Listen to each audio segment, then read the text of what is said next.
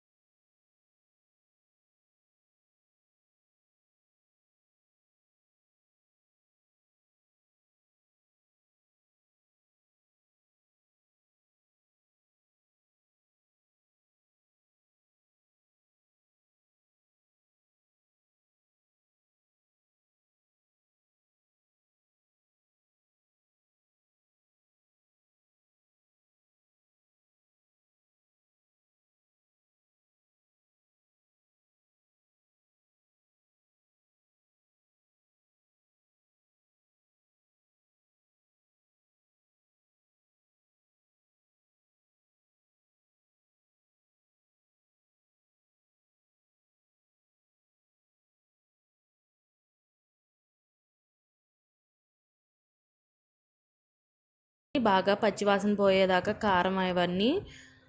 So ఇప్పుడు పైన కొంచెం కొత్తిమీర వేసుకొని ఒకసారి మళ్ళీ కలుపుకొని ఒక 5 మినిట్స్ ఉంచుకోవాలి.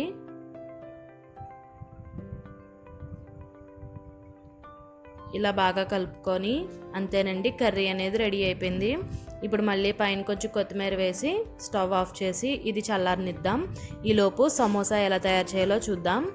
సో ముందుగా మనం కలిపి పెట్టుకున్నాం కదా పిండిని, ఇది ఒకసారి బాగా మళ్ళీ కలుపుకొని చిన్న చిన్న బాల్స్ కింద చేసుకోవాలి.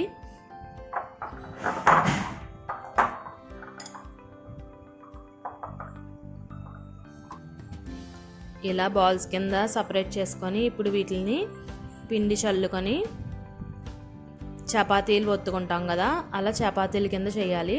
బాగా చాలా పల్చగా చేసుకోవాలండి. ఇది మీరు ఎంత పల్చగా చేయాలనుకుంటే అంత పల్చగా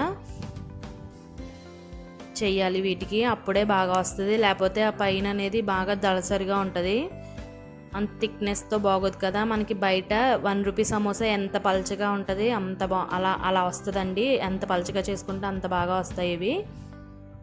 సో చూసారు కదా, ఇప్పుడు స్టవ్ పైన అట్ల ప్యానం పెట్టుకున్నాను. ఇప్పుడు దానిపైన ఇవి ఒకసారి అటు ఇటు మరీ రోస్ట్ చేసేయకూడదు, జస్ట్ ఆయిల్ లేకుండా అలా అటు ఇటు ఒకసారి బాగా తిప్పుకోవాలి. చూసారు కదా, అలా కాల్చుకుంటే సరిపోద్ది. సో అన్నీ నేను అలా తయారు చేసుకొని కాల్చుకొని పక్కన పెట్టుకున్నాను. ఇప్పుడు ముందుగా వీటిని స్క్వేర్ లాగా అన్నీ ఒకసారి పెట్టుకొని స్క్వేర్ షేప్లో కట్ చేసుకుంటున్నాను ఈక్వల్గా. సో చూసారు కదా, ఒకవేళ మీకు ఇలా కట్ చేసుకోవడం రాకపోతే స్కేల్ అన్నా యూస్ చేసుకోవచ్చు. సో అలా 4 వైపులా ఒకసారి అలా కట్ చేసుకున్నాను. ఇలా స్క్వేర్స్ కింద తయారు చేసుకోవాలి. అన్నీ ఒకసారి పెట్టుకొని కట్ చేసుకుంటే మీకు ఈజీగా వస్తుంది. సో ఇప్పుడు మళ్ళీ ఇది నేను అలా ఈక్వల్ పార్ట్స్ కట్ చేస్తున్నాను. సో ఇప్పుడు మనం సమోసా తయారు చేసుకోవడానికి షీట్స్ అనేవి రెడీ అయిపోయినాయి.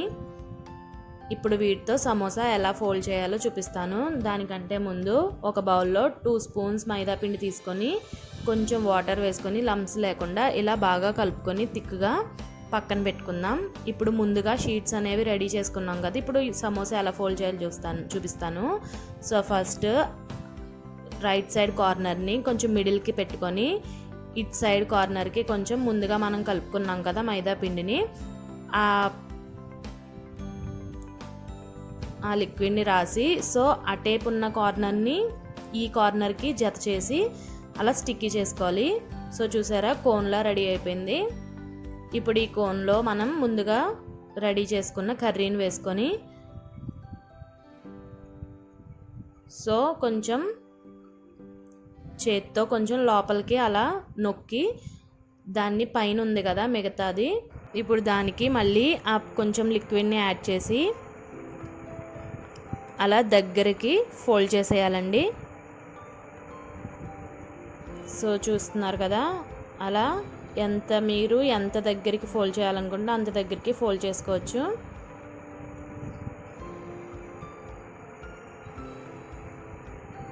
అంతే, చూసారు కదా, సమోసా అనేది రెడీ అయిపోయింది.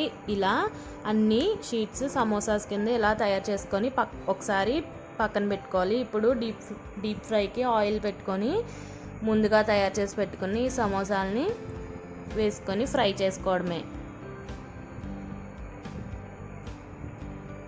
చూసారు కదా, ఎంతో ఈజీ స్వీట్ కార్న్ సమోసా, చాలా టేస్టీగా ఉంటుంది. మీ ఇంట్లో కూడా ఒకసారి అందరూ ట్రై చేయండి. ట్రై చేసి ఎలా వచ్చిందో నా కామెంట్ సెక్షన్లో పెట్టండి. చూసారు కదా, ఇలా గోల్డ్ కలర్ వచ్చేదాకా ఫ్రై చేసుకోవాలి. అంతే, ఇవి డిష్ అవుట్ చేసేద్దాం. ఇప్పుడు ఇంకో స్టెప్ వేసుకోవాలి మిగతావి. సో ఇలా వేసుకొని ఫ్రై చేసుకోవాలి. అంతే, అందరూ ఇష్టపడే sweet corn samosa ready. So మీరందరూ ఒకసారి ట్రై చేసి కంపల్సరీ నాకు ఎలా వచ్చిందో నా కామెంట్ సెక్షన్లో కామెంట్ చేయండి. Thanks for watching.